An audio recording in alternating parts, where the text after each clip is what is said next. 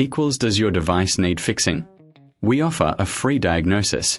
We pick up and deliver right to your door, no calls or travel needed. We send you a quote before repairing, and only go ahead if you approve it. Easy, transparent, and professional. Link in description.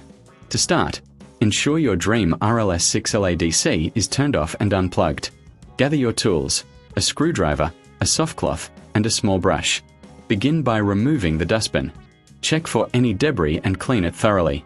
Next, use the screwdriver to open the cover on the underside of the robot. This will give you access to the internal components. Carefully inspect the brushes and wheels for any tangled hair or dirt. Use the small brush to remove any buildup.